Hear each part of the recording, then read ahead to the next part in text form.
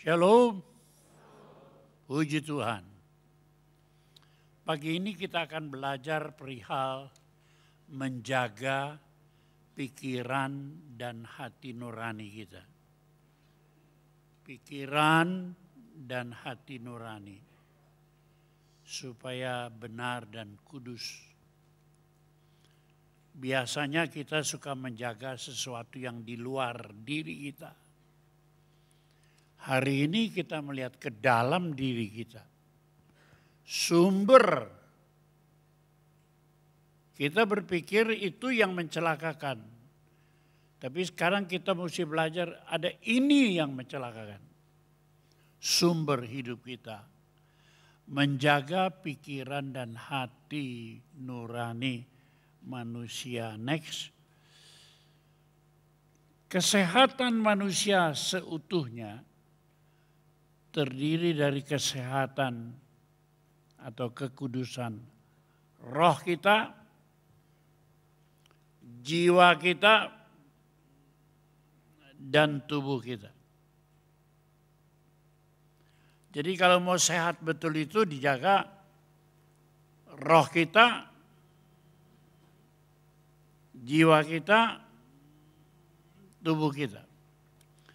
Roh itu adalah kemampuan manusia untuk berhubungan dengan Allah dan kemampuan manusia berhubungan dengan alam. Kemampuan manusia dengan urusan rohani, jiwa, pikiran, itu mengatur hubungan manusia dengan sesama manusia yang lain dan dengan alam sekeliling kita. Dengan hewan, dengan tumbuhan, itu pikiran kita, jiwa kita. Tapi tubuh itu lebih banyak berhubungan dengan kepentingan diri kita sendiri. Ya, menjaga pikiran dan perasaan hati manusia itu menjaga sumber. Kenapa? Sebab pikiran dan perasaan itu membuat keputusan tentang kehendak.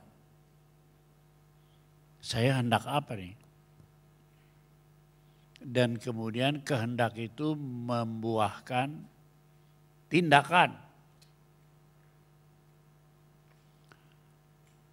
Jadi pikiran, perasaan, dan kehendak itu yang melahirkan perbuatan dan tindakan.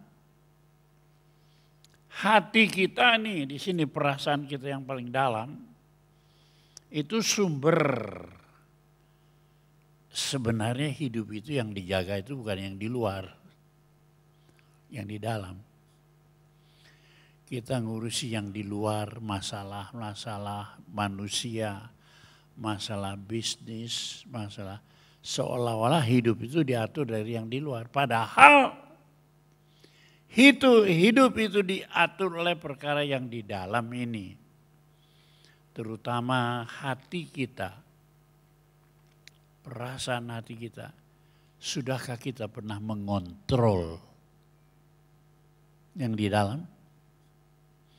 Kita mau ngatur yang di luar.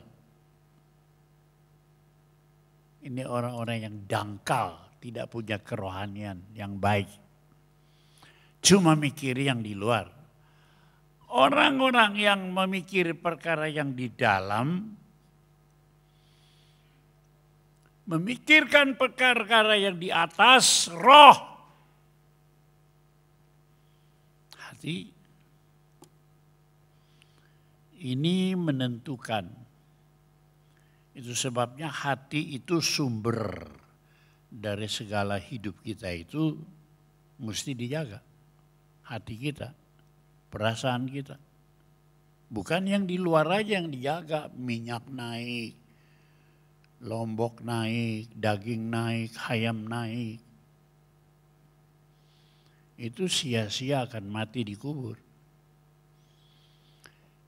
Nah sekarang Amsal 4 ayat 23 itu menyatakan kepada kita, jagalah hatimu, sumbernya itu, dengan segala kewaspadaan, karena dari situlah terpancar kehidupan.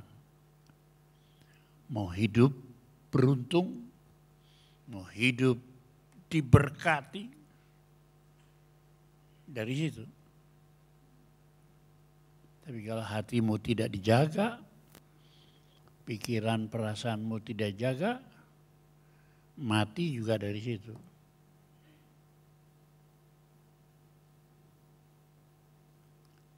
Dijaga itu supaya harus hidup kudus. Nah sekarang untuk menjaga itu harus ada usaha dengan segenap hati. Pernahkah saudara mengusahakannya?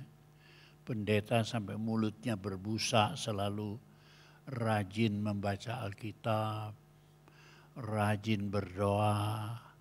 Tapi orang-orang dangkal, orang-orang cetek tidak pernah memperhatikannya. Padahal dari situlah kehidupan itu dibentuk, mau baik atau mau buruk. Harus ada usaha dengan segenap hati untuk mendapat hikmat. Hikmat itu kebijaksanaan yang dari Allah. Hikmat itu kepintaran yang paling tinggi.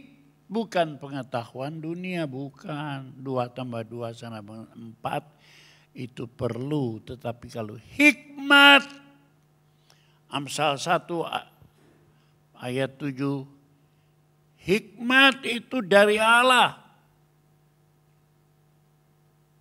Takut akan Allah, pangkal segala hikmat. Jadi orang yang beribadat kepada Tuhan yang tidak kelihatan, ngurusin yang tidak kelihatan itu, satu ngurusin Tuhan yang tidak kelihatan, dua mengurusin hati kita dan pikiran yang tidak kelihatan. Ini mesti nomor 1. Nomor 2 dan 3 ngurusin yang kelihatan. Ngurusin dagang, ngurusin toko pasar. Itu nomor 2, nomor 3. Anda ini orang Kristen apa anak Allah? Kalau orang Kristen ya cuma ngurusin di dunia aja. Kalau doa minta berkat, minta tolong, minta sembuh, itu Kristen. Tapi kalau anak Allah yang menjamin hidup damai sejahtera peng'an itu dia. Kalau Sintia tahun baru Sing Chun Kyong Hee, Gongsi Pacai, semoga sehat, banyak rezeki, panjang umur. Tapi kita tidak mengusahakan yang di dalam. Ya, usaha dengan segenap hati itu, ya terus, jangan diam. Jikalau engkau berseru kepada pengertian dan menunjukkan suaramu kepada kepandaian. Jadi kita dalam usaha itu berseru kepada hikmat, pengertian, dan menunjukkan suara kita kepada kepandaian yang dari Allah itu. Usaha sungguh-sungguh. Jikalau engkau mencarinya seperti mencari perak dan mengejarnya seperti mengejar harta terpendam. Orang Kristen apa anak Allah? Mengusahakannya itu seperti orang, waduh mencari perak, mencari emas. Berusaha sungguh-sungguh dengan segenap hati. Maka engkau akan memperoleh pengertian tentang takut akan Tuhan dan pengenalan akan Allah. Jadi kita akan dapat pengertian nomor 1, hidup itu adalah takut akan Tuhan. Dan mengenal secara mendalam siapa Allah kita itu. Sebagai orang Kristen kah? Atau sebagai anak Allah kah yang mempunyai pengenalan yang mendalam? Pengenalan yang mendalam akan Allah. Jangan cuma membaca Alkitab tahu, itu namanya kenal kulitnya. Selidiki lebih dalam supaya kita experiencing, mempunyai, mengalami hidup dengan Yesus. Tingkat yang ketiga, loving God. To know, mengerti, tahu, udah diceritain di sekolah minggu sampai di gereja. To experiencing, mengalami hidup. Tuhan itu nyata dalam hidup kita. Loving Him, mengasihi Dia dengan segenap hati, dengan kasih yang memuja. Sampai kita mengenal Tuhan. Harus dengan segenap hati, maka engkau akan memperoleh pengertian tentang takut akan Tuhan dan pengenalan akan Allah. Jadi bukan jadi Kristen, bukan. Saya tidak tertarik sebab Alkitab tidak bilang orang Kristen masuk surga, enggak. Tapi orang yang mengenal, mengasihi Allah, mempercayai Dia, itu. Karena Tuhanlah yang memberikan hikmat. Dari mulutnya datang ke pengetahuan dan kepandaian. Jadi sumber pemikiran yang paling tinggi itu Tuhan. Saya ini bersekolah di Amerika, master, keliling dunia 55 negara. Saya ini bergelar dibeli dari hasil pencapaian hidup, karya nyata, diberi gelar doktor. Tetapi saya tidak terlalu bangga. Siang malam yang saya banggakan adalah pengenalan akan Allah. Sebab Dia yang memberikan hikmat. Dari mulutnya datang pengetahuan dan kepandaian, itu dari Dia. Bukan kepandaian yang diajarin oleh guru kita, dosen kita, universitas kita. No. Saya orang berpendidikan. Anak saya rata-rata master, doktor. Cucu saya sekolah di Australia, master. Sekarang cucu saya dan cucu mantu saya 3 orang sedang belajar jadi doktor.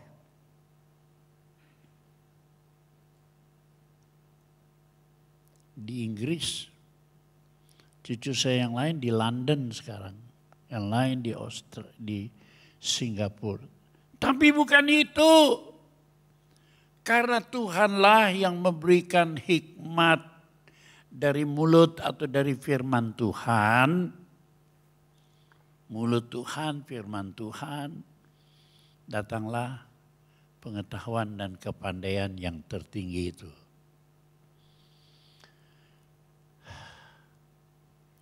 Saya itu menangis di hadapan Allah, mendoain jemaat itu supaya tujuannya ke situ. Kalau tujuannya supaya masuk orang banyak di gereja itu gampang. Sekarang gereja penuh dengan orang-orang yang berhati kosong. Halo? Gereja penuh dengan orang-orang yang berhati kosong. Tidak memiliki hikmat dan pengetahuan yang dari surga itu. Yang kita mesti cari dengan segenap hati sampai kita beroleh hikmat itu. Ya. Maka engkau akan mengerti tentang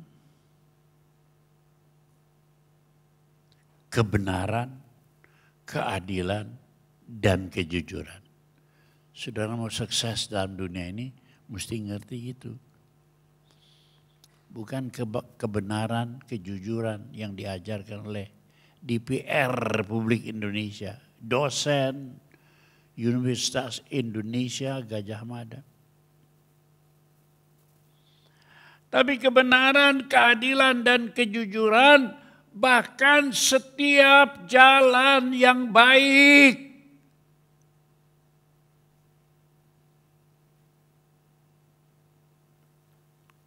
Dan kalau kita sudah begitu, maka buahnya pasal 3 ayat yang kedua menyatakan, pasal 3 ayat yang kedua.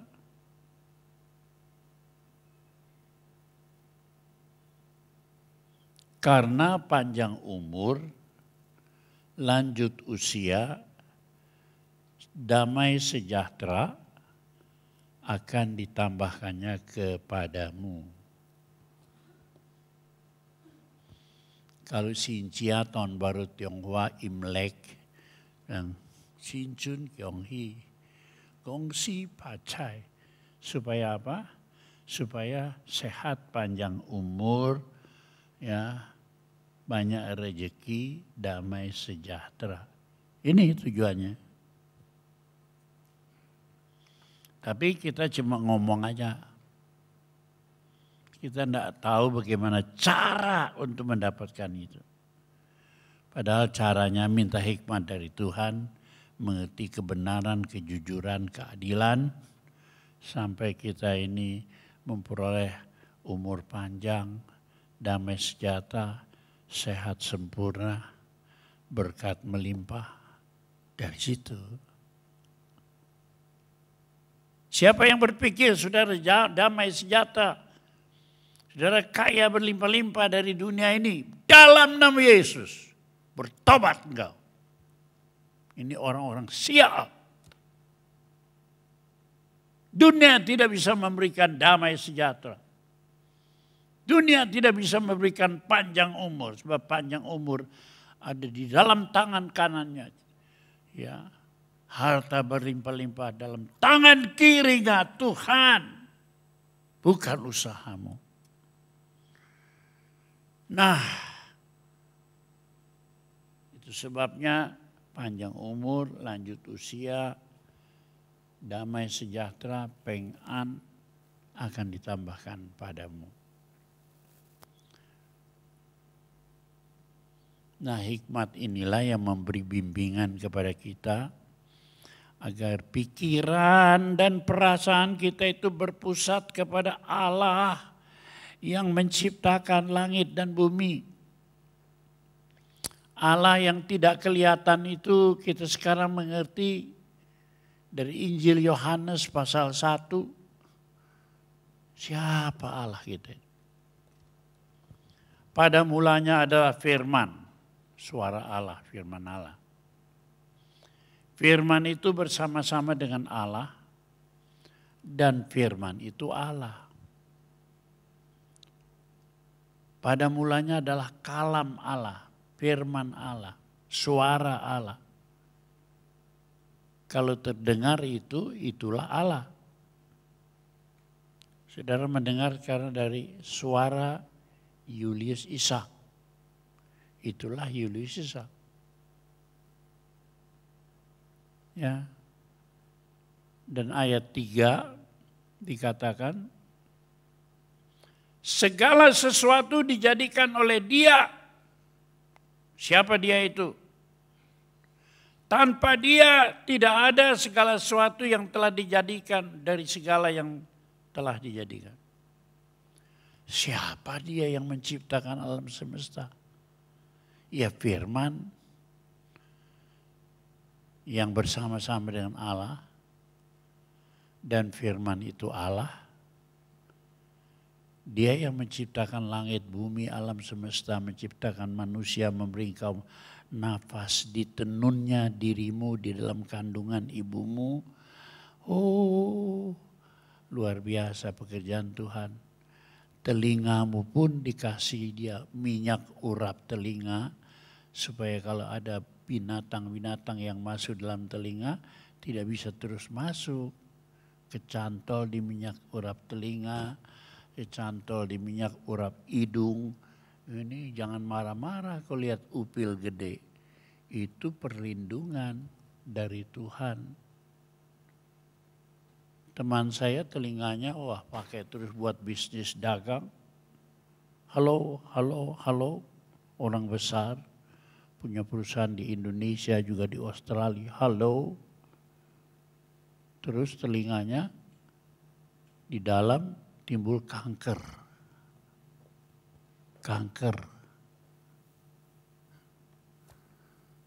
Tapi Tuhan lindungi kita. Setiap upil juga itu hasil pekerjaan Tuhan, tapi kita bokamsia. Tidak ada rasa terima kasih kepada Tuhan untuk semuanya itu. Dia yang menciptakan dan dia yang menciptakan itu kemudian ayat 14 berubah menjadi wujudnya manusia. Firman itu menjadi manusia. Itu yang kita kenal Yesus anak Allah. Suara Allah yang menciptakan segala sesuatu itu bersama-sama dengan Allah. Kemudian berubah menjadi manusia. Kemudian ayat 18, tidak ada orang yang bisa melihat Allah. Tidak seorang pun yang pernah melihat Allah. Tapi anak tunggal Allah yang ada di dalam pangkuan Bapa, dialah Yesus. Itu menyatakan tentang Allah. Kalau kita mendengar suara Yesus, suara Allah. Firman Yesus, Alkitab tertulis itu dari Allah. Lihat perbuatan Yesus, perbuatan Allah. Nanti hari kiamat tanyakan di kiai-kiai, di masjid-masjid. Siapa nanti akan turun dari langit kalau hari kiamat? Yang turun dari langit itu adalah Imam Mahdi Isa Al-Masih. Lah sekarang ini kudu bertobat. Kenal Imam Mahdi yang akan turun dari langit itu. Nabi Muhammad berkata, dia yang tahu tentang hari kiamat. Dia akan turun dari langit pada hari kiamat. Itu firman tertulis dalam Alkitab, dalam Al-Quran. Luar biasa. Jadi tidak ada orang yang mengenal Allah, tapi yang ada di pangkuan Bapa, Yesus itu perwujudan Allah. Allah kan tidak bisa kelihatan, tapi Yesus itu mewujudkan Allah. Kalau saudara melihat perkataannya, perkataan Allah, perbuatannya, perbuatan Allah. Nah, jadi saudara, kalau pikiran dan perasaan kita itu buruk, jelek, maka saudara, kita penuh dengan khawatir. Coba saudara mengontrol yang di dalam ya. Selama ini ngontrolnya yang di luar ya. Sekarang kita mulai ngatur yang di dalam, pikiran, perasaan. Kalau ini buruk, hidup kita penuh khawatir, takut, negatif, kacau. Sebab yang dipikirkan berpusat kepada diri sendiri. Timbul khawatir, kacau, berpusat diri, nggak bisa tidur malam. Siapa di sini yang susah tidur? Itu pikirannya kacau. Malam-malam cuma mikirin, aduh besok apa makan, utang belum dibayar, Sepanjang malam pikirannya dipengaruhi dengan hal-hal yang negatif. Yang menguasai pikiran itu yang buruk. Perasaan kita dikuasai, pikiran kita dikuasai dengan perkara yang buruk, yang negatif. Sehingga kita tidak bisa tidur. Jam 1 kelepak-kelepak, jam 2 kelepak-kelepak, jam 3 aduh. Dulu toko Semanggi itu ada encim tua namanya encim Lim Lam Yong. Tiap bulan saya datang dan perjamuan kudus. Menyanyi dan kasih roti dan anggur. Satu hari dia datang mengadu kepada Cuk pendeta. Saya tidak bisa tidur. Jim, jangan susah kalau nggak bisa tidur. Susah berpikir, Jim kacau nih. Begini Jim, kalau nggak bisa tidur jangan sedih. Jim disuruh Tuhan menjadi penjaga malam. Penjaga malam kan nggak boleh tidur. Encim orang lain semua tidur ya. Encim bangun. Untuk apa? Untuk mendoakan semua orang yang lagi tidur. Encim bangun.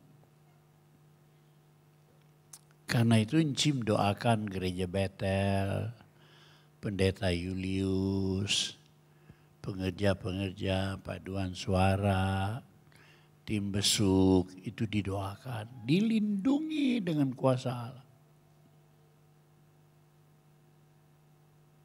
Jadi Encim itu petugas dari surga. Bukan pikiran yang kacau. Petugas dari Tuhan untuk melayani Tuhan, mendoakan orang-orang yang lagi gelisah. Oh ya, mulai saat itu dia kalau tidak tidur dia mulai, ya Tuhan, aku diangkat sama pendeta jadi penjaga malam. Aku mau ngedoain gereja, pendeta Julius, pengerja paduan suara, doa terus satu persatu, terus tidur. Saya datang, dia bersaksi, Cu, aneh ya. Encim teh ngedoain semua. Juk-juk teka rasa tidur. Karena pikirannya dikuasai dengan hal-hal yang positif. Yang maju dan buat Tuhan. Tapi kalau pikiran kita digunakan untuk hal yang negatif. Kacau. Kacau sekali. Ya. Nah, kalau demikian Tuhan berkata dalam Yosua 1 ayat 7 supaya pikiran kita itu ke sana. Kuatkan dan teguhkan hatimu dengan sungguh-sungguh. Bertindak hati-hati sesuai dengan seluruh firman atau hukum yang telah diperintahkan kepadamu oleh hamba-hambaku Musa, Yesus, rasul-rasul. Jangan menyimpang ke kanan atau ke kiri supaya engkau beruntung kemanapun engkau pergi. Ayat 8. Jangan engkau lupa memperkatakan kitab suci, kitab Taurat. Jadi yang diucapkan itu bukan pasar Cikurubuk kebanjiran. Pasar Cikurubuk banyak sampah. Bukan itu. Memperkatakan firman Tuhan. Segala yang tertulis dalam firman-Mu, sebab dengan demikian perjalananmu akan berhasil, engkau akan beruntung. Kuasai pikiranmu dan perasaanmu dengan perkara-perkara yang baik supaya engkau beruntung. Dari pikiran itu sudah sekalian timbul perkataan perbuatan kita. Banyak orang tidak mikir, tidak apa-apa, terus saja ngomong. Ngomong seenaknya. Jadi keluarga kacau. Bangsa kacau, negara kacau. Sudah dengar nggak itu di TV itu? Seorang anggota DPR sombongnya ngomong nggak boleh pakai bahasa Sunda kalau menghadap pengadilan tinggi ya. Kenapa kamu mendirikan Sunda Emperor, kerajaan Sunda? Ngomongnya rasa aing ting. Sombong. Akibatnya sekarang semua suku Sunda menuntut supaya dia diadili. Indonesia ribut, terutama suku Sunda.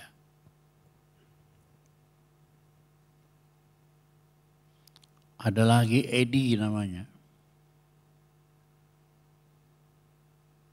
Ngomong apa presiden mau memindahin ibu kota ke Kalimantan itu apa itu? Tanah siapa itu? Tempatnya jin buang anak. Orang Dayak marah semua. Ini lagi ribut-ribut. Orang Dayak, orang Kalimantan ribut. Kasih Edi sama kita. Ayo, 1 lawan 1. Apalagi nanti dikeroyok mati. Sekarang Edinya dilindungin, dijaga. Arterianya katanya anggota DPR punya hak perlindungan. Ngomong ngecaprak seenaknya, bikin dunia jadi goyang.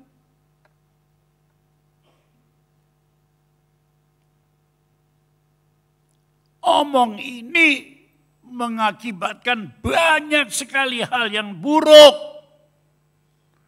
Sebab tidak dikontrol oleh pikiran dan perasaan kita. Asal ngomong bahasa Sundanya ngacaprak.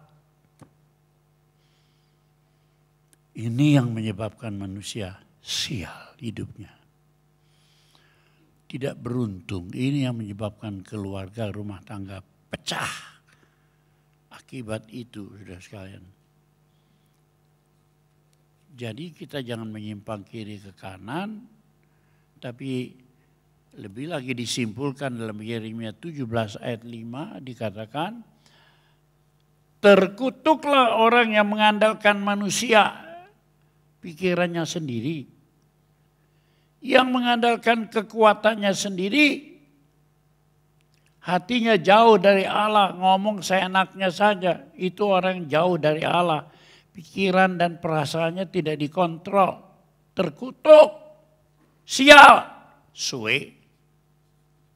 Itu firman Allah. Tetapi orang yang next, diberkatilah orang yang mengandalkan Tuhan, yang menaruh harapannya kepadanya. Kita mengandalkan Tuhan, kita berpikir tentang Tuhan. Jangan ngomong cepat, itu bedanya laki-laki sama perempuan. Laki-laki kalau ngomong kayak orang main catur. Sebelum mengangkat caturnya, ini kalau ke sini jadi apa ya? Ini kalau sini akibatnya apa ya? Ini kalau ke sini, aduh serangannya dari mana ya? Laki-laki dikenal pakai rasio. Perempuan disebut emosional, pakai perasaan, otak kagak jalan. Halo? Yang bikin dosa pertama Adam apa Hawa? Halo? Gak ada yang berani yang nyaut. Adam apa Hawa? Perempuan. Ditulis dalam kitab bab yang berdosa itu bukan laki-laki. Perempuan yang mula-mula berdosa. Yang ngecaprak pakai emosi itu siapa? Perempuan. Tapi perempuan itu gak sadar. Bikin rumah tangganya kacau. Ini sumbernya, saudara sekalian.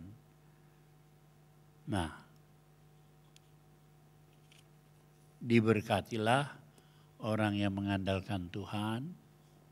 Ia akan seperti pohon yang ditanam di tepi air, daunnya hijau, ya, tidak pernah kering, menghasilkan buah pada musimnya. Siapa yang mau hidupnya berbuah baik-baik? Andalkan Tuhan dalam pikiran dan perasaanmu. Kuasai supaya pikiran perasaanmu kudus di hadapan Tuhan.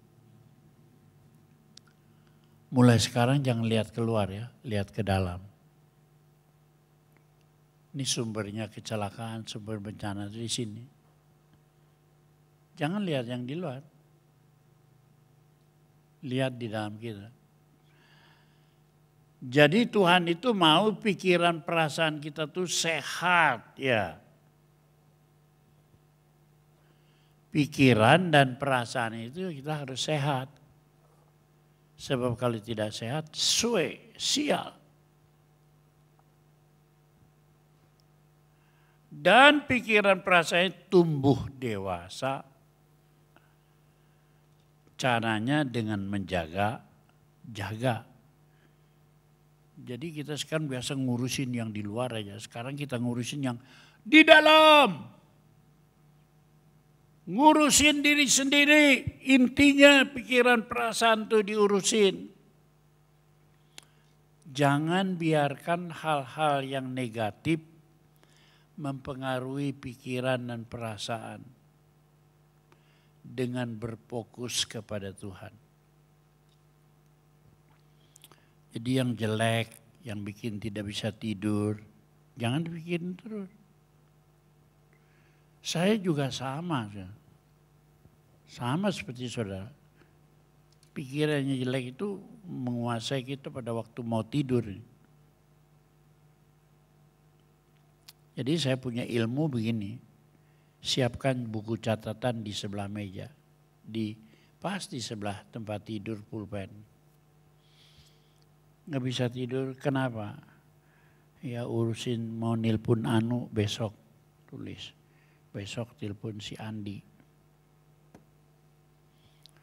Nggak bisa tidur, kenapa? Hutangnya belum dibayar sama si Joko. 2, bayar hutang sama si Joko. 3, telepon cucu saya yang mau kawin bulan Juni. Nasihati. Supaya apa? Pikiran saya tidak mengganggu, tercurah ke dalam catatan, besok bangun diurusin. Ya. Pulpen ini tidak pernah lepas dari kantong, dari apapun. Dan ada kertas selantiasa atau ada HP untuk mencatat perkara-perkara yang mengganggu pikiran saya. Dialihkan. Paling tidak besok, jangan sekarang dipikirin. Merusak pikiranmu, hatimu, gak bisa tidur. Kita melihat pengalaman Daud ya. Ya, dalam 1 Samuel 30 itu Daud itu saudara sekalian pergi berperang melawan orang Amalek. Negerinya, posnya, tempat menitipkan keluarganya, anak-anaknya di kota Ziklag. Ditinggalkan mereka maju perang. Gak taunya musuh muter belakang. Merampas Ziklag ini, kemudian membakar tempat itu. Istri Daud, istri tentara-tentara orang Israel, dirampas, dibawa kabur. Ketika Daud pulang, dia lihat, wah Ziklag kok dibakar. Istri, anak-anak, harta semua hilang. Ketika Daud dan orang-orang yang sampai ke Ziklag hari yang ketiga, Orang Amalek telah menyerbu tanah Negeb dan Siklak sudah diserbu. Siklak telah dikalahkan oleh mereka dan dibakar habis. Lalu menangislah Daud dan rakyat yang bersama-sama dengan dia itu dengan nyaring. Sampai mereka tidak kuat lagi menangis. Istri hilang, anak hilang, harta hilang, kota dibakar. Coba kalau saudara kota Tasik dibakar oleh teroris. Suamimu hilang, istrimu hilang, anak-anakmu hilang, hartamu habis. Nangis enggak? Nangis sampai tidak kuat lagi menangis. Air matanya habis. Tapi lebih celaka lagi, Daud sangat terjepit. Tidak ada jalan keluar. Timur, barat, utara, selatan, tidak ada jalan keluar. Karena rakyat mengendaki melempari Daud dengan batu. Gara-gara kamu, anak bini gua kececeran, diculik, dirampas. Gara-gara kamu. Jadi keputusannya bukan membela pimpinan, ngutuki pimpinan. Malahan mau dirajam dengan batu. Seluruh rakyat telah pedih hati masing-masing karena anaknya laki-laki dan perempuan. Tetapi Daud menguatkan kepercayaannya kepada Tuhan Allahnya. Saudara kepepet, saudara gak punya jalan, saudara mau dirajam mati, saudara buntu bisnis, dagangannya gak laku, COVID 2 tahun, lebih baik mati gantung diri lah. Begitu. Lihat. Tetapi Daud menguatkan kepercayaannya kepada Tuhan Allahnya. Diambilnya Urim dan Tumim untuk berdoa menanyakan kepada Tuhan. Maju menyerang atau bertahan. Dan sudah berdoa dapat jawaban. Maju! Saudara sudah 2 tahun berhenti. Dagangnya enggak maju. Maju! Jangan mundur. Pikirkan yang baru. Tuhan sedang mau buka jalan yang baru bagi hidupmu. Oh, puji Tuhan. Lalu kemudian Daud maju. Mengejar. Tidak makan, tidak minum, sudah 3 hari 3 malam. Hampir mati rasanya. Tapi Tuhan baik, di tengah jalan Tuhan sediakan bertemu dengan orang-orang Mesir. Dan orang Mesir melihat orang Israel kelelahan, memberi roti, memberi makanan, minuman. Sehingga Daud dan tentaranya, orang-orangnya kuat kembali. Lalu mengejar terus. Sampai di sana orang Amalek lagi pesta pora karena menang perang, lagi mabok-mabok, lagi teler, semuanya karena menang perang, harta banyak. Lagi mereka teler, Daud datang nyerbu. Di situ saudara sekalian, firman Tuhan, Daud melepaskan semua yang dirampas oleh orang Amalek. Ayat 18. Juga kedua istrinya dirampas kembali. Kemenangan besar. Sebab pikirannya bukan jatuh tapi terus bersandar kepada Tuhan. Hidup saya dari umur 17 tahun sampai hari ini begitu aja. Banyak kali saya mengalami kekurangan, kelemahan. Tapi saya suka nyanyian, peganglah tanganku Roh Kudus setiap hari. Ku tak dapat jalan sendiri tanpa Roh-Mu. Yulis Ishak, seorang master keluaran Amerika, seorang doktor yang berhasil dalam karya, tapi tetap berkata, peganglah tanganku Roh Kudus. Pegang tanganku. Artinya pikiran dan perasaannya itu ini kepalanya dan hatinya ini disandarkan kepada Tuhan.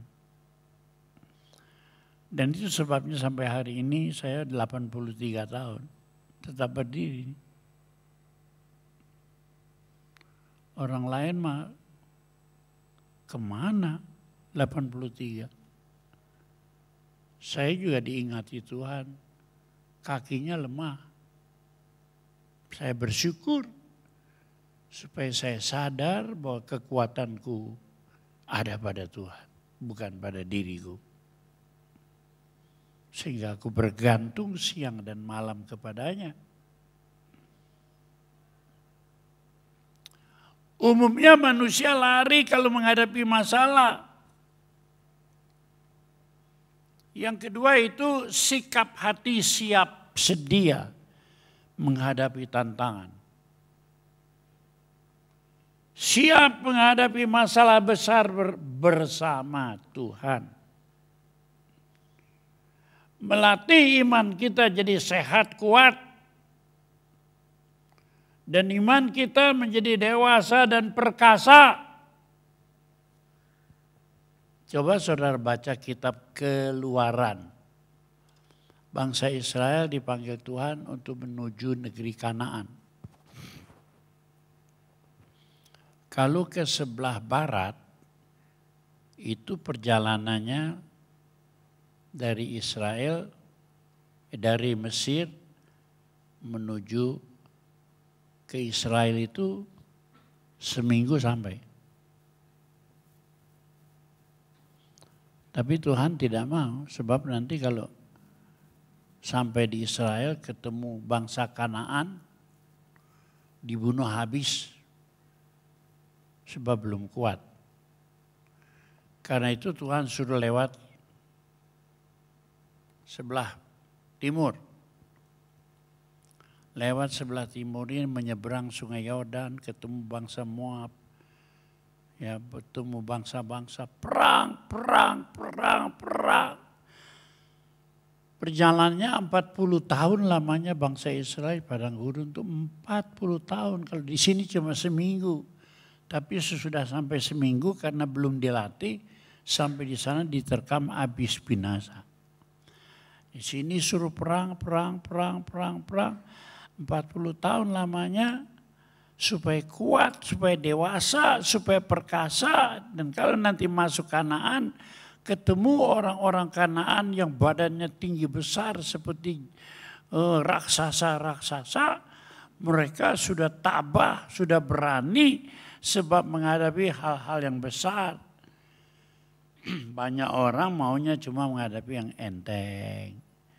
Ulah berat-berat bisi eleh.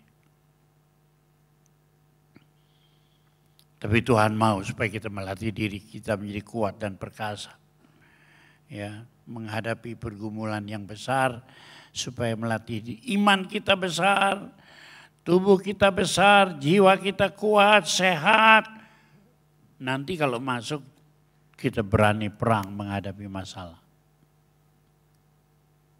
Nah, banyak orang tidak mikir ke depannya itu loh. Jangankan ke depan. Sore hari kalau geluduk datang, geluduk. Aduh mak, saban sore ya hujan teh gitu. Orang daerah lain tuh ada angin lisus, ada angin badai, angin topan. Ya. Habis semua jongkok-jongkoknya. Saudara masih enak ngomel aja. Tuhan tuh tahu loh. Kenapa Tuhan turunkan hujan? Kita tidak mengerti. Tapi barangkali sudah Tuhan turunkan hujan itu ada sesuatu yang besar. Mungkin Gunung Galunggung mau meletus lagi jadi disiram air. Kita kan nggak tahu. Karena itu mari kita sungguh-sungguh saudara sekalian menghargai, menghormati Tuhan. Mengapa dia berbuat satu. Kita mesti percaya segala sesuatu itu baik. Segala sesuatu itu indah. Yang kita tidak mengerti kita percayakan kepada Tuhan bahwa Tuhan itu baik. Jangan suka protes-protes, pikiranmu pondok. Pikiran Allah itu luas. Coba itu. Pada waktu Perang Dunia Kedua, Jepang, Italia, Jerman, Hitler, itu melawan sekutu. Melawan sekutu itu melawan Amerika, Belanda, Australia, itu bersatu disebut sekutu. Di sana ada Jepang, Italia, Jerman, Hitler. Dunia ini hampir tenggelam. Hampir kalah. Apalagi Hitler, Jerman. Dari pendengar Hitler aja, ini telinganya berdiri. Orang Yahudi 6 juta digoroknya. Dibakar kamp konsentrasi 6 juta. Dibakar, digas beracun. Sudah tahu 6 juta? 6 kali penduduk kota Tasikmalaya. 10 kali penduduk kota Tasikmalaya. Itu habis kena racun. Tapi kemudian ada jenderal nama Jenderal Douglas MacArthur. Dia berdoa. Akhirnya sekutu Amerika, Australia, Eropa menang. Dengan menjatuhkan bom atom atas Hiroshima dan Nagasaki. Mereka berdoa, Tuhan, jadikan dunia ini berdamai. Dikasih bom atom. Hiroshima, Nagasaki. Jepang tobat. Jepang tekuk lutut. Indonesia waktu itu dijajah Jepang. Sebentar. Tapi gara-gara itu Indonesia merdeka, merdeka, merdeka. Kesempatan yang baik itu. Tapi Jenderal Douglas MacArthur itu menang luar biasa. Dunia berhenti perang. Jepang, Jerman, Italia sujud. Indonesia merdeka. Itu sejarah Perang Dunia Kedua. Saya ngalamin. Jadi saudara sekalian, pemenang itu Douglas MacArthur. Dia pernah menulis doa untuk anak-anakku. Tuhan, janganlah biarkan anak-anakku berjalan di tempat yang lapang. Segala sesuatu nyaman, langit selalu biru. Enggak, Tuhan. Tidak seperti doa ibunya orang di Tasik atau negara Sunda. Tuhan, saya mah dulu ngorak teh capek. Akhirnya saya mau supaya anak saya ulah capek juga saya. Supaya anak saya itu enak, segala-galanya enak. Douglas MacArthur tidak begitu. Sebab orang yang enak itu tidak kuat. Anak yang manja itu tidak nanti besar, dewasa tidak pernah bisa berdikari. Maunya yang enak saja. Tapi kalau dia berdoa, Douglas MacArthur berdoa, jangan biarkan anakku berjalan di tempat yang enak, yang nyaman. Jangan biarkan langit selalu biru, jalan selalu rata. Ajar anakku berjalan melalui jurang-jurang, lembah-lembah, melalui gunung-gunung yang tinggi mendaki, turun lagi ke lembah-lembah, jurang-jurang. Ajarkan begitu, tapi aku mohon sertai dia dengan kekuatan-Mu ya Tuhan. Supaya dia sampai ke sana menjadi orang yang kuat dan perkasa. Berhenti berdoa supaya anakku enak. Didik anakmu, didik cucumu supaya menjadi kuat dan perkasa. Saya waktu zaman muda, nenek saya mengajar begini. Bangunlah pagi-pagi, rajinkan dirimu. Waktu tak lama lagi, datanglah Tuhanmu. Selagi siang hari ada kesempatan, rajinkan dirimu. Bangunlah pagi-pagi, datanglah Tuhanmu. Jangan malas, rajin. Pepatah bahasa Inggris yang perkasa berkata, early to bed, early to rise, makes a man healthy, wealthy, and wise. Tidur jangan jauh-jauh malam. Bangun pagi-pagi. Membuat orang sehat. Kaya. Wealthy.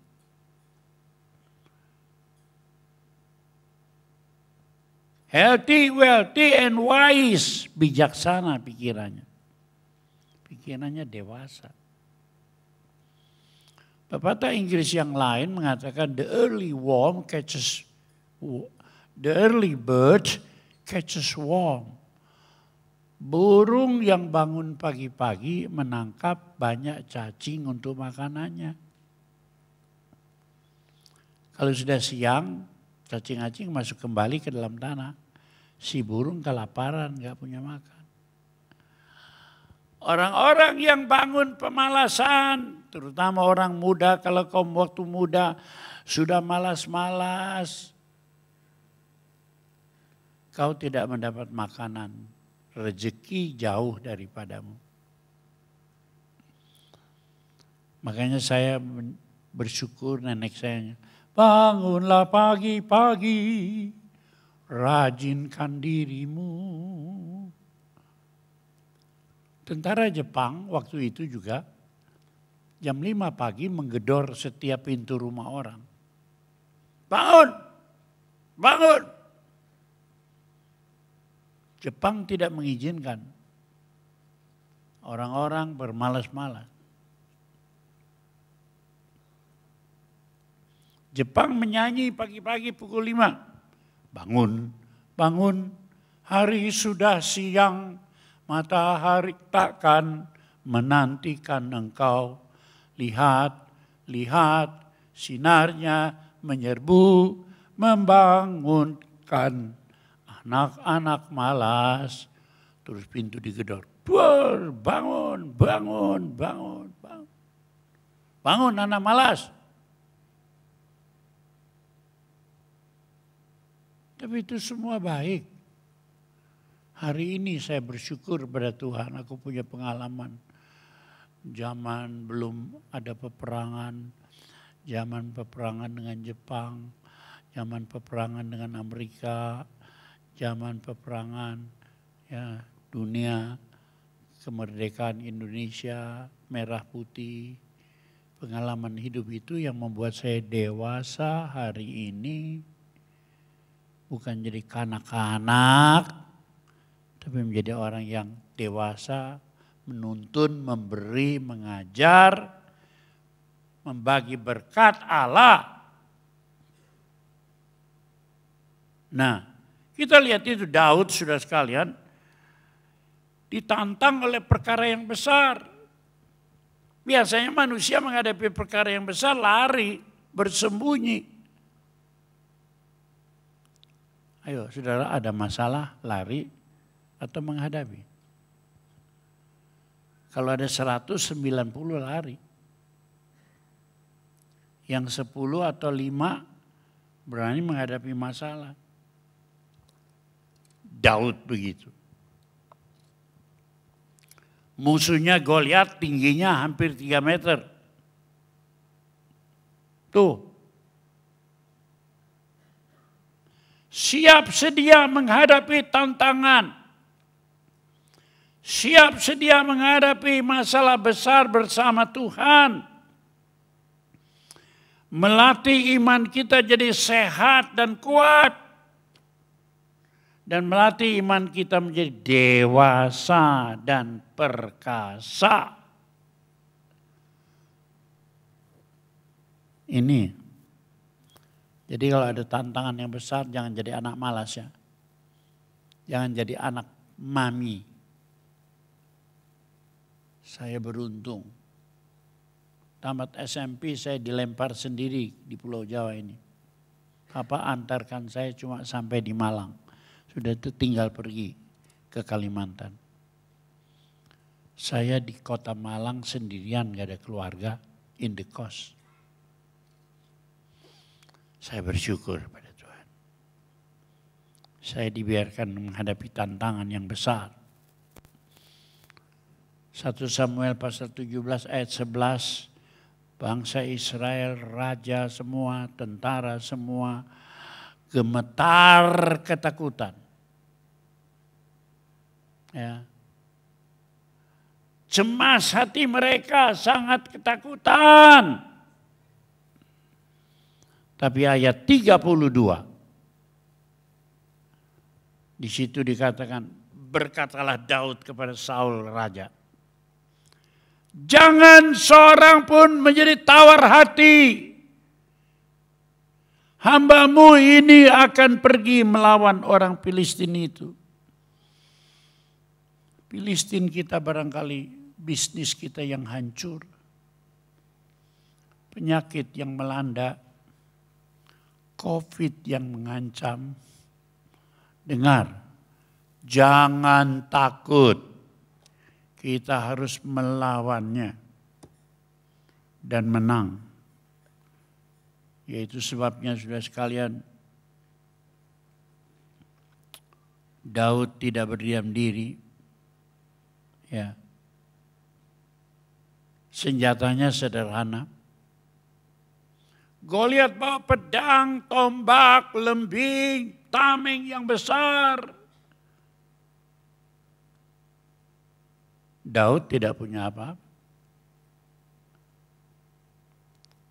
Ayat menyebutkan dia cuma bawa tongkat. Bawa batu 5 biji. Dan bawa ketepel, pelontar, umban, ketepel, pelontar batu. Saudara boleh dibilang, nggak punya apa-apa. Nggak punya apa-apa. Tapi Tuhan itu hebat, Tuhan itu kaya. Saya dari Kalimantan nggak punya apa-apa. Papa saya bukan orang kaya.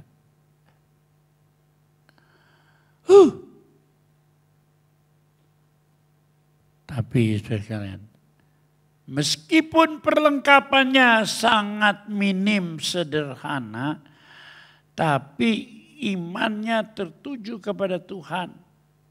Pikiran perasaannya tertuju kepada Allah, sumber pencipta alam semesta, yang menurut Amsal dicarinya dengan segenap hati sampai mendapat. Saudara, orang Kristen apa anak Allah? Orang Kristen banyak di gereja, anak Allah sedikit. Saya rindu saudara bukan jadi orang Kristen tapi anak Allah. Kalau orang Kristen sukanya banyak masalah. Dan dia cerita, Tuhan, masalahku besar. Tapi kalau anak Allah bilang, hei masalah, dengar, Tuhanku besar. Bukan masalah yang besar. Bukan lihat masalah tapi lihat Allah. Nah itu yang mesti dilatih oleh pikiran dan perasaan kita. Jadi keberuntungan dan kesialan datang dari pikiran, perasaan sendiri. Kalau pikiran, perasaan saudara tidak baik, ngomong keluar dari mulut kita tidak baik. Dan ini kesialan yang paling besar dalam hidup. Ngomong yang tanpa berpikir, tanpa dijaga pikiran perasaannya, tidak dijaga, mengakibatkan kesialan suwe dalam hidup. Dan yang terakhir bagian keempat, saudara sekalian, miliki pikiran dan perasaan Kristus dalam hidupmu. Jadi pikiran Kristus masukkan dalam hidupnya.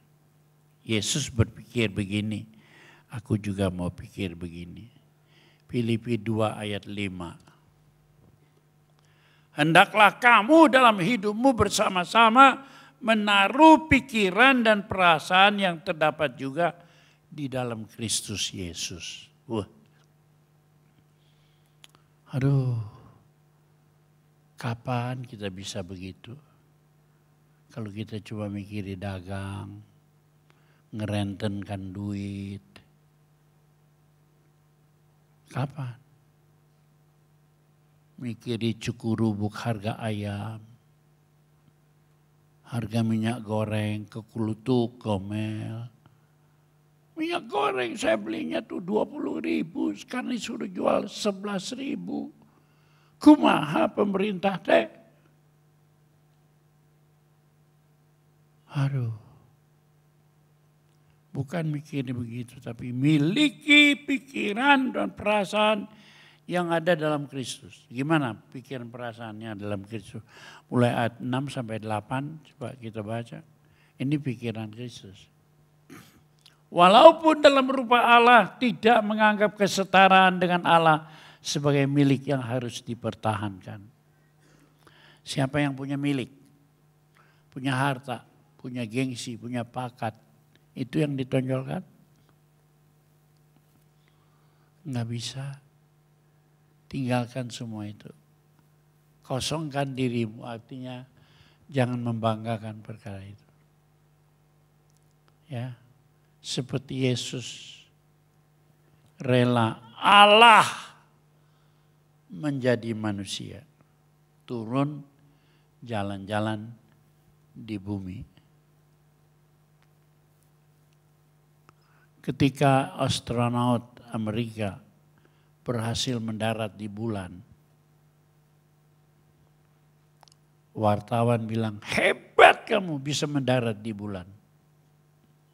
Manusia bisa menjalan-jalan di bulan. Tapi dia menjawab, enggak, ada yang lebih hebat. Allah surgawi bisa jalan-jalan di bumi jadi manusia, itu yang hebat. Kok rela jadi manusia? Rendah hati, mengorbankan dirinya untuk menyelamatkan Anda dan saya. Ada orang dalam Injil Lukas berbelas kasihan. Orang itu namanya orang Samaria. Samaria itu dikenal sebagai satu negeri, kalau kita bilang Kristen belang, Kristen KTP. Samaria itu orang Yahudi yang diremehkan. Oleh karena Samaria itu dicampur kebudayaan kafir.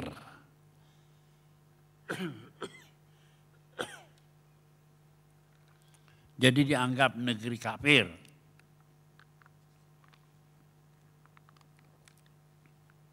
Ceritanya ada seorang yang turun dari kota Yeriko,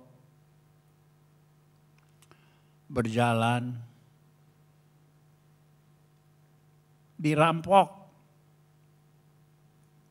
dipukul,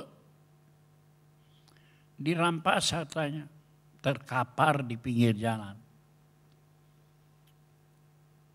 Banyak orang lewat, tapi lewat seorang imam.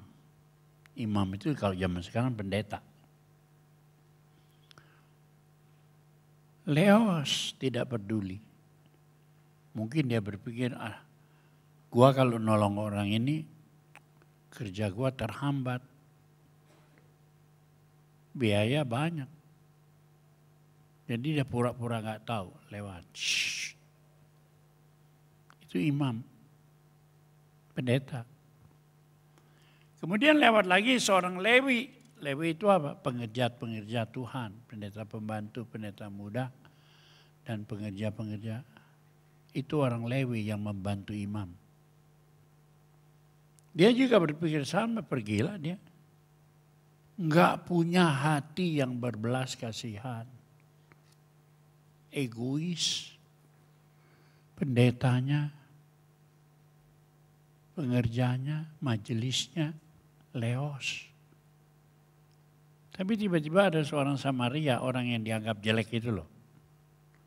Datang melihat itu langsung menolong orang itu, mengobati, lalu berusaha menitipkan dia di hotel dan memberi uang kepada pemilik hotel, obati sampai sembuh.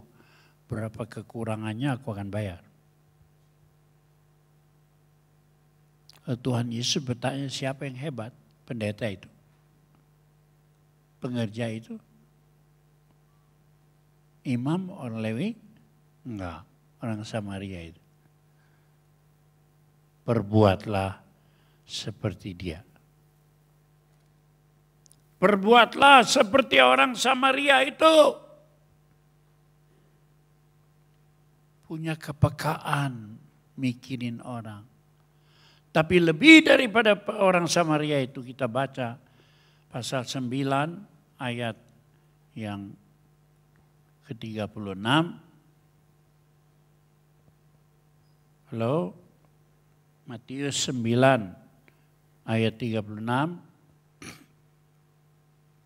Melihat orang banyak itu, tergeraklah hati Yesus oleh belas kasihan. Karena mereka lelah, terlantar seperti domba yang tidak bergembala. Saudara merasa, melihat, mengalami enggak? Dunia kita ini penuh dengan orang yang lelah. Tuhan Yesus mengatakan, marilah datang kepadaku, hai kamu lelah dan berbeban berat. Supaya mereka yang lelah berbeban berat itu disuruh Tuhan, kita yang ada dalam gereja ini, pergi beritakan Injil, lepaskan mereka dari ikatan setan, kekurangan, kelemahan. Kenapa kita terus kumpul di dalam tembok gereja? Ini cuma sekali-sekali kita perlu buat berdoa bersama, himpunan. Tapi tugas kita itu pergi keluar gereja, berbelas kasihan seperti Yesus, berbelas kasihan. Itu sebabnya Yesus itu, saudara, pekerjaannya itu hanyalah untuk mengurusi orang-orang terlantar, orang yang berbeban berat, orang yang kelaparan, 5 roti 2 ikan, bisa kasih makan 5.000 orang, 7 roti 2 ketul, 4.000 orang masih sisa. Ya, orang yang sakit, orang yang menderita, orang yang dirasuk setan, adakah hatimu tergerak oleh belas kasihan? Saya rindu pimpinan gereja, pengerja-pengerja Tuhan, coba rancangkan di dalam gereja ini, daftarkan siapa yang suka mau mendoakan orang sakit di rumah-rumah. Bentuk 2 orang atau 3 orang, sebanyak-banyaknya 3. Kelompok A sampai kelompok 10, kelompok 12.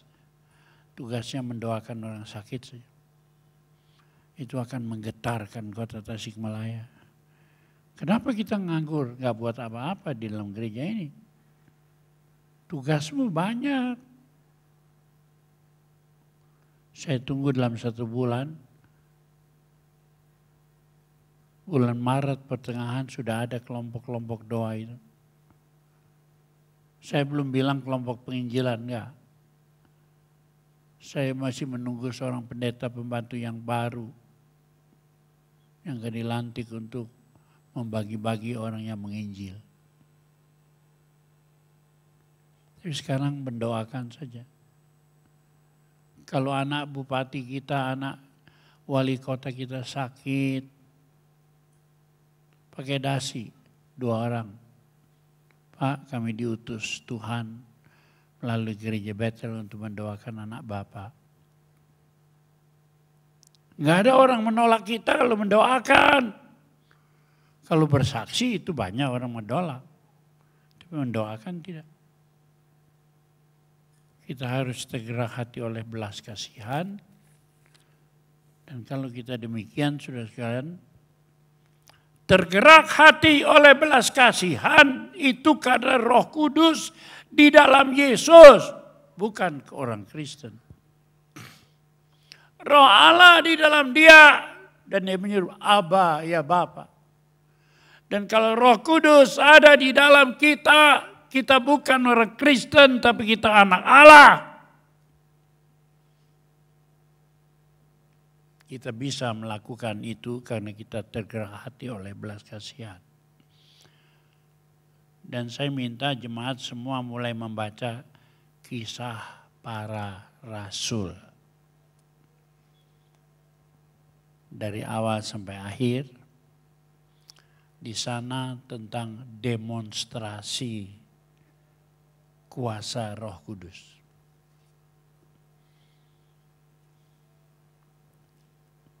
Kalau jual panci demonstrasi. Tapi di sini demonstrasi kuasa Roh Kudus sehingga Kisah Rasul itu disebut the Act of the Apostles. Kisah tindakan para rasul. Tapi disebut juga the Act of the Holy Spirit. Pekerjaan Roh Kudus. Kelihatan manusianya rasul-rasul bertindak, tapi di baliknya itu lebih Roh Allah yang mendatangkan perkara-perkara yang besar. Kalau cuma Roh Kudus menggerakkan rasul-rasul itu namanya profesi, jabatan, rasul dia.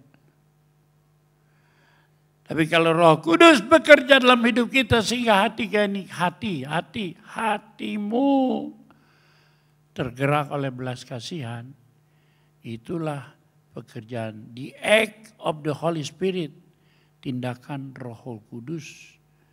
Dengan demikian saya berdoa supaya kita semua ya penuh dengan firman Allah dan Roh Kudus dan melakukan tindakan yang bikin gempar kota Tasikmalaya. Tuhan memberkati.